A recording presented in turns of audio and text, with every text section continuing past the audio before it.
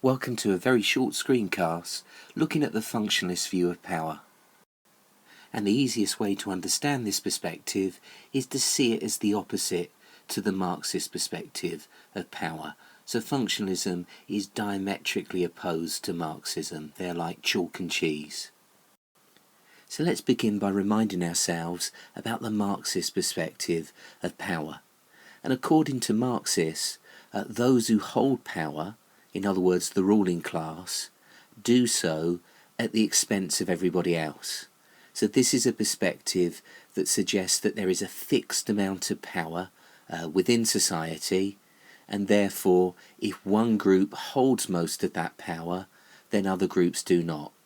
And this view is sometimes referred to as a constant sum concept of power, since the amount of power is constant or fixed, and an individual or group holds power to the extent that others do not. In other words, because the ruling class are powerful, the masses, the proletariat, are relatively powerless. And this perspective is also sometimes referred to as a zero-sum game, where one group wins at the expense of everybody else. The second implication of this Marxist view is that power holders will tend to use power to further their own interests. In other words, within capitalism, power is being used to further the sectional interests of the ruling class at the expense of everybody else.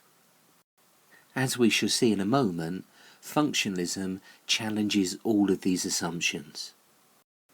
Now, the key functionalist theorist is Talcott Parsons, and Talcott Parsons' view of power was developed from his general theory of the nature of society.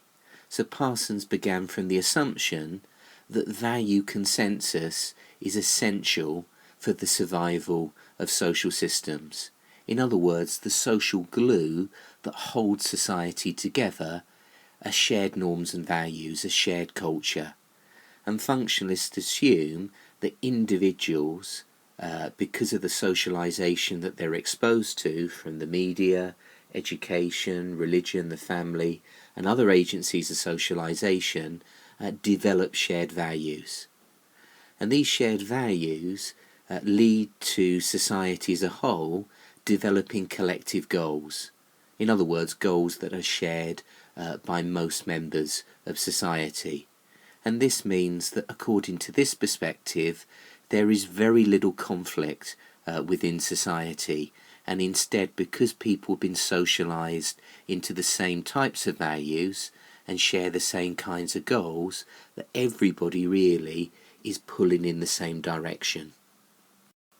For example, if materialism or consumerism is a major value of Western industrial society, collective goals such as economic growth and higher living standards can be seen to stem from this shared value.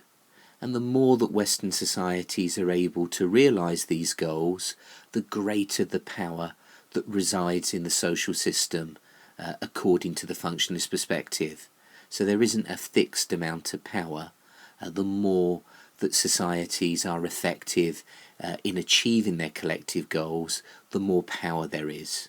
And this is sometimes referred to as a variable sum view of power, as opposed to the Marxist constant sum view of power.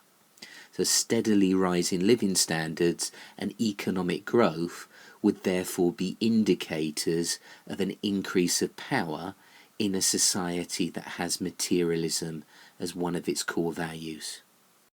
So this is a consensual view of power, as opposed to the conflict view of power that we associate with Marxism. This is a perspective that says that when it comes to most political issues, people share things in common. The area of overlapping interests is more important than the issues where people have different views.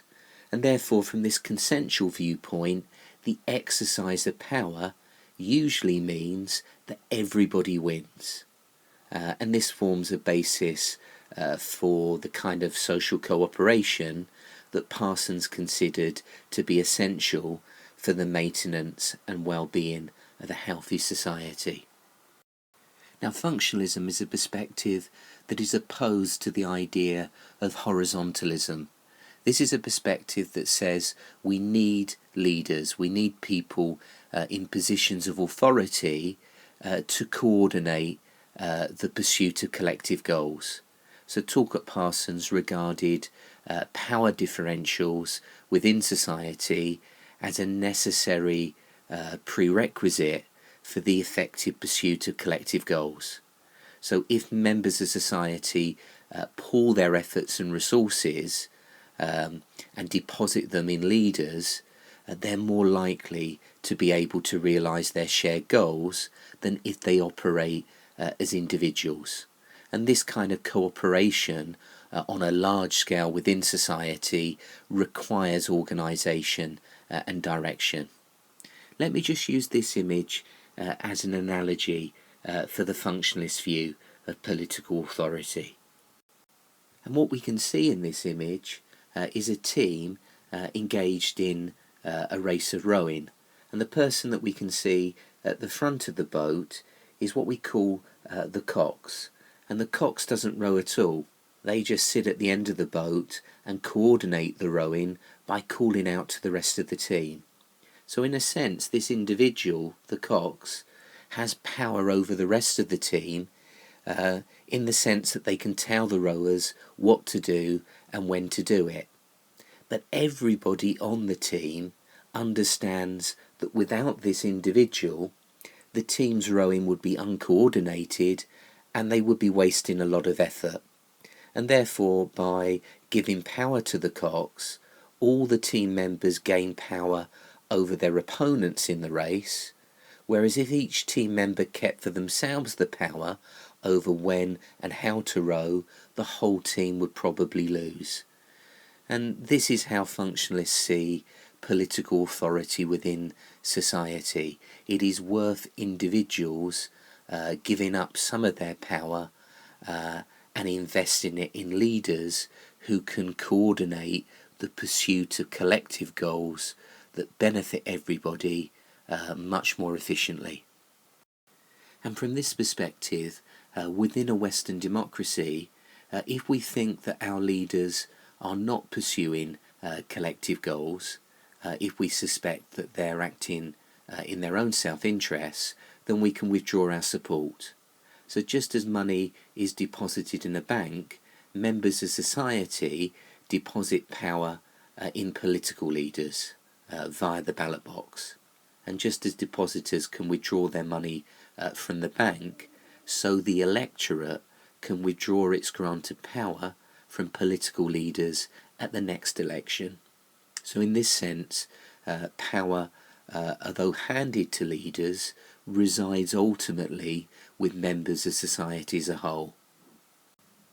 However, many sociologists have argued that this functionalist view of the nature and application of power in society is very naive. So other sociologists have suggested that this perspective has done little more than translate into sociological jargon the rationalizations promoted by the power holders to justify their use of power. And in particular, they argue that Talcott Parsons has failed to appreciate the way in which power is frequently used to further the sectional interests of particular groups rather than to benefit society as a whole.